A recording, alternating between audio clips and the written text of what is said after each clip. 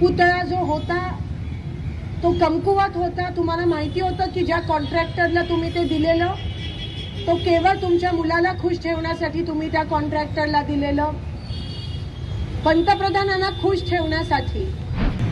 खरं तर महाराष्ट्रासाठी ती अतिशय लाजिरवाणी गोष्ट होती जे काही आपल्या राज्यात परवा घडलं।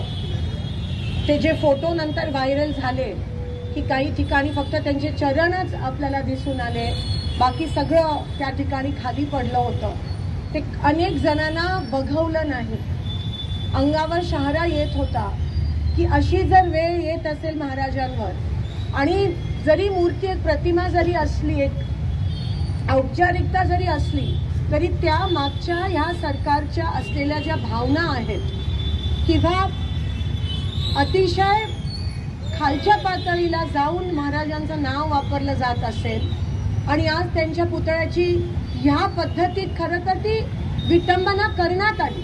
कारण का तुम्हाला माहिती होतं की तो पुतळा जो होता तो कमकुवत होता। तुम्हाला माहिती होतं की ज्या कॉन्ट्रॅक्टरला तुम्ही ते दिलेलं तो केवळ तुमच्या मुलाला खुश ठेवण्यासाठी तुम्ही त्या कॉन्ट्रॅक्टरला दिलेलं, पंतप्रधानांना खुश ठेवण्यासाठी तुम्ही त्या पुतळ्याला अनावरण त्यांच्या हस्ते केलं।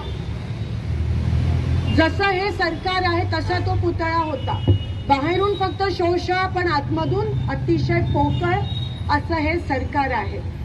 पण महाराजांच्याच पुतळ्याला का आज अरबी समुद्रात पण अनेक वर्षापासून प्रस्तावित आहे, तिथे तुम्ही उभा नाही करत आणि जे आहे त्याची तुम्ही विटंबना ह्या पद्धतीत करता। त्याच्यानंतर त्या गोष्टीला अतिशय छोटं असं तुम्ही म्हणतात हवा एवढी होती की तो पुतळा त्या ठिकाणी पडला। म्हणजे या पद्धतीचं मुख्यमंत्र्यांकडून भाष्य होत असेल तर जनतेने कुठे बघितलं?